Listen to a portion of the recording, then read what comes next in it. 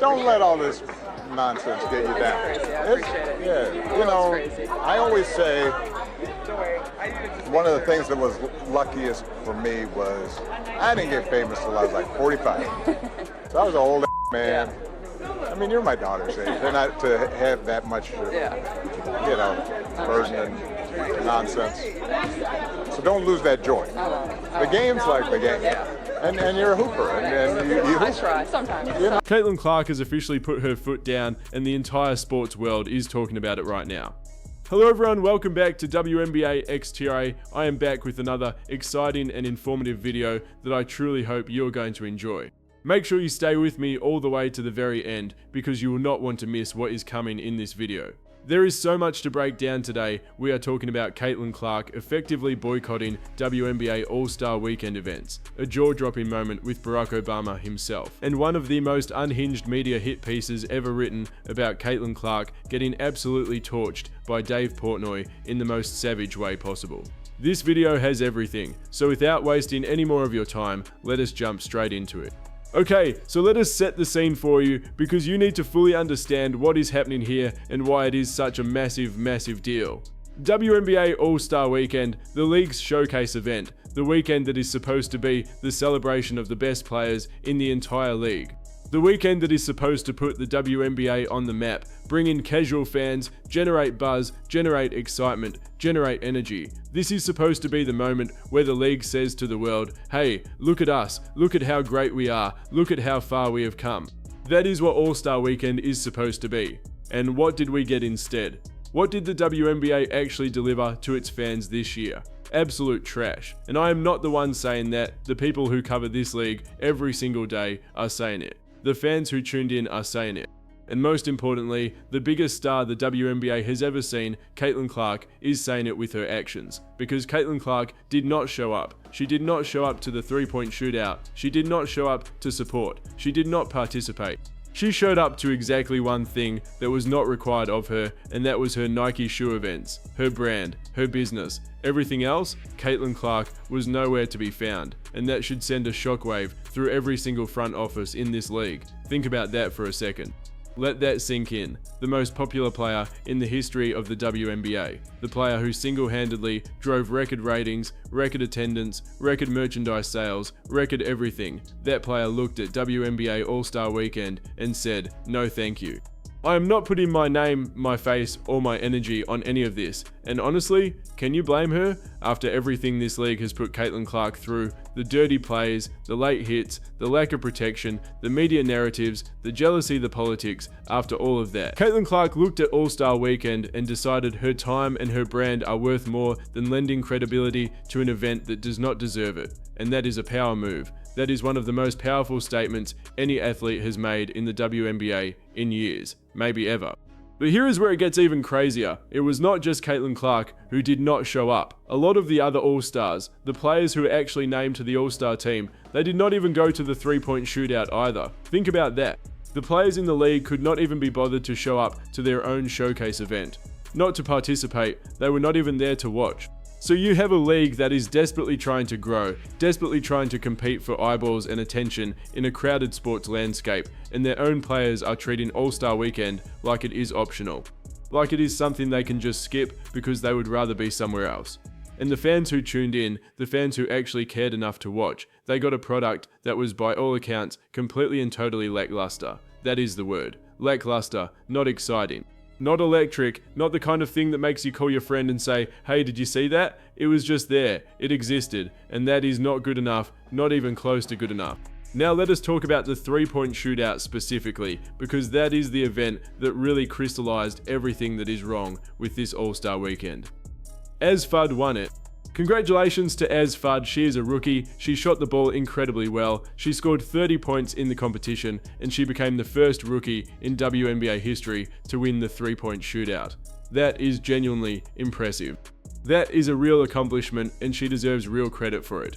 Bridget Carlton also shot the ball really well in the early rounds, so there were moments of quality, but here is the problem. Here is the fundamental, structural problem with this whole event.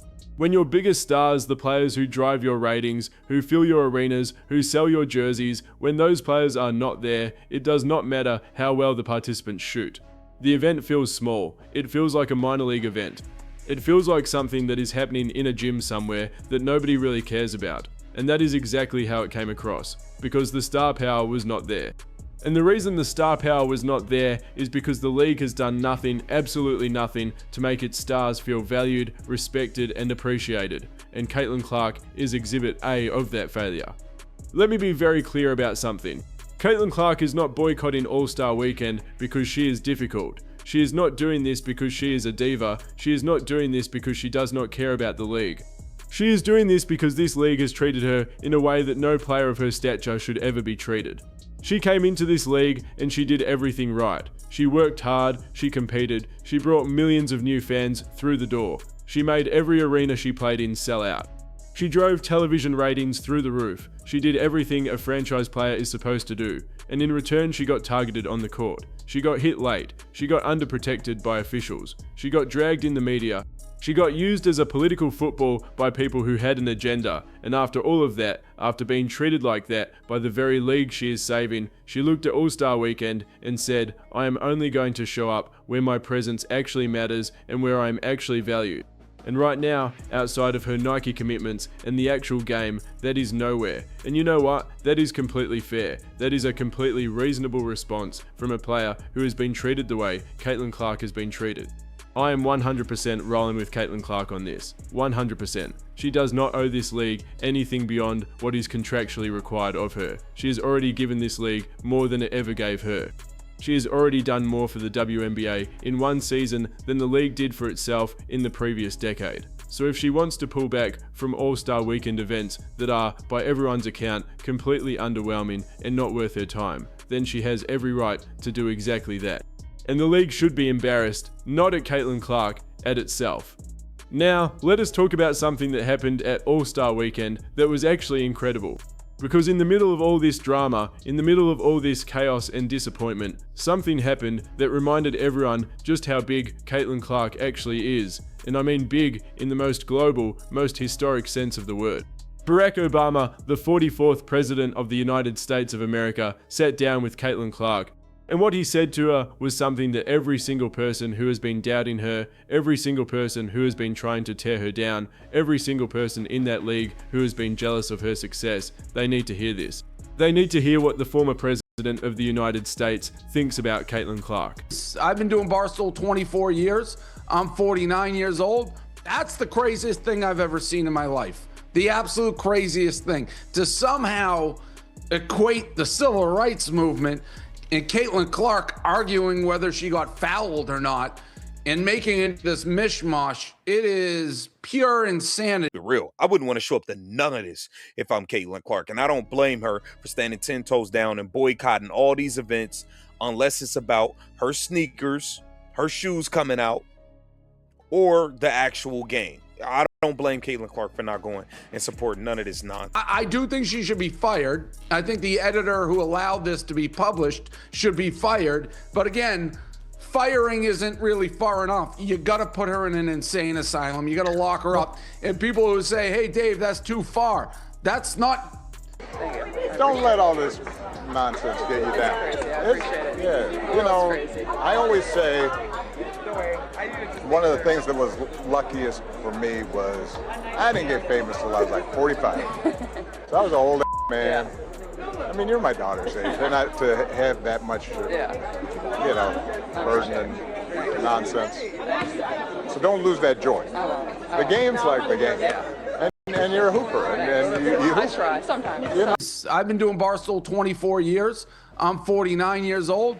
That's the craziest thing I've ever seen in my life. The absolute craziest thing. To somehow equate the civil rights movement and Caitlin Clark arguing whether she got fouled or not and making it this mishmash, it is pure insanity. Real. I wouldn't want to show up to none of this if I'm Caitlin Clark. And I don't blame her for standing 10 toes down and boycotting all these events unless it's about her sneakers, her shoes coming out, or the actual game. I don't blame Caitlin Clark for not going and supporting none of this nonsense. I do think she should be fired. I think the editor who allowed this to be published should be fired. But again, firing isn't really far enough. You got to put her in an insane asylum. You got to lock her up. And people who say, hey, Dave, that's too far. That's not